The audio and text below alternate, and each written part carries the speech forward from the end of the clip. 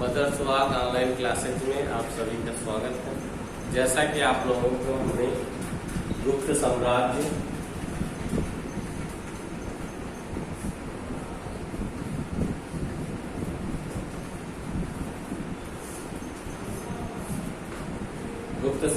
की चर्चा कर रहे थे, आज हम उसी के आगे गुप्त के माध्यम से चर्चा करेंगे और आज से इस पाठ का अंत हो जाएगा आपका और मंडे से इस पाठ को लिखवाने का प्रयास हम शुरू कर देंगे। तो आप लोग गुप्त के माध्यम से इस पाठ को पढ़ने का प्रयास करेंगे। तो इसमें हम आर्थिक जीवन के बारे में चर्चा करेंगे। कृषि अर्थव्यवस्था का आधार थी। किसान प्रतिवर्ष 3 फसलें उगाते थे, जिनमें गेहूं, जौ, चावल, दालें, सब्जियां, कपास तथा गन्ने प्रमुख उपजे थे। पशुपालन भी लोगों का प्रमुख व्यवसाय था। कताई, बुनाई, सिलाई आदि अनेक शिल्प विकसित थे। प्रत्येक शिल्प के अलग अलग संघ विकसित हो गए थे, जिन्हें श्रेणी कहा जाता था। व्यापार गुप्त काल में विदेशी व्यापार में कुछ कमी आई, किंतु आंतरिक व्यापार काफी प्रचलित था। गांव आत्मनिर्भर उत्पादक इकाइयां थीं। इस युग में मुद्रा प्रणाली में भी अवनति हुई। यद्यपि सोने के सिक्के अब भी प्रयोग में आते थे।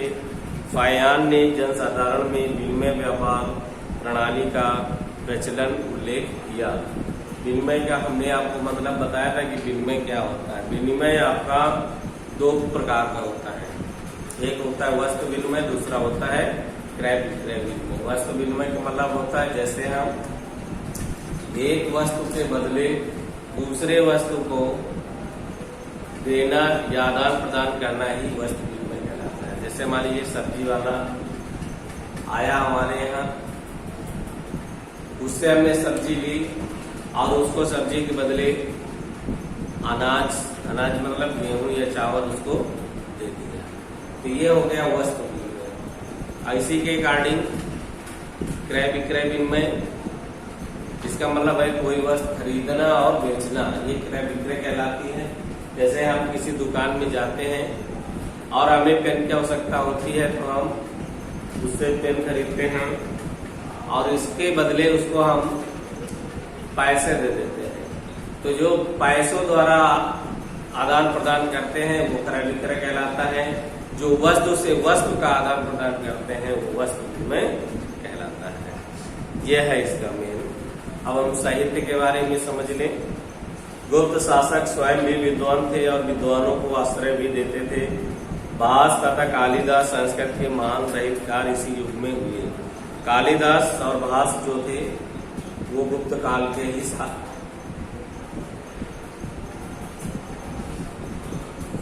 विद्वान थे। कालिदास गुप्त दरबार का सबसे रत्न था। उसने अभिज्ञान शकुंतलम, कुमार संभव, मेघदूत, रघुवंश, ऋतु संहार तथा विक्रमोर्वशी की रचना की। भास ने 17 नाटक लिखे। विशाखा दत्त ने मुद्रा राक्षस तथा देवी चंद्रगुप्त लिखा। इन सभी ग्रंथों की रचना संस्कृत में की गई, जो उच्च वर्ग के शिक्षित लोगों की भाषा थी। विष्णु शर्मा ने पंचतंत्र नामक कथा संग्रह लिखा। शूद्रक ने मृच्छकाटिकम लिखा। रामायण और महाभारत को अंतिम स्वरूप भी इसी काल में दिया गया। ब्राह्मणों ने पुराणों की रचना की। पाणिनि का अष्टाध्यायी संस्कृत व्याकरण की उत्कृष्ट रचना है।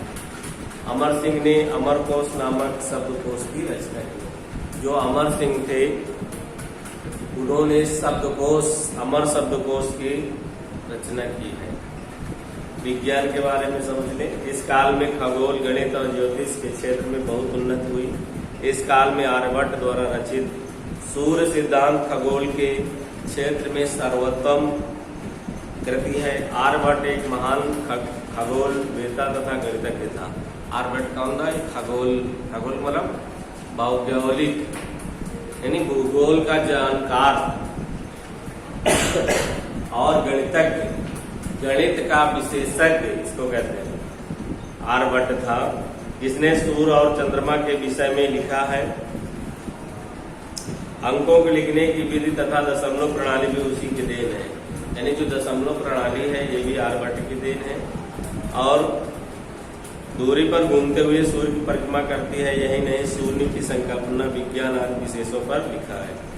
धन्वंतरी इस काल का महान चिकित्सक था, उसने रोगों के निदान के लिए जड़ी बूटियों से अनेक औषधियों की खोज की। दांत कला के क्षेत्र में भी महान प्रगति हुई। महरैली कहाँ थी? दिल्ली में स्थित लाव स्तंभ, जिस पर आज का अंग जंग नहीं लगा है, इस तथ्य का प्रमाणित करता है। इस तरीके से मतलब बहुत से विद्वान हुए जो अपने अपने तरीके से कार्य करते थे। अब इसी में है कुछ कला एवं वास्तुकला के बारे में समझ लें। गुप्त काल में कला तथा स्थापत्य कला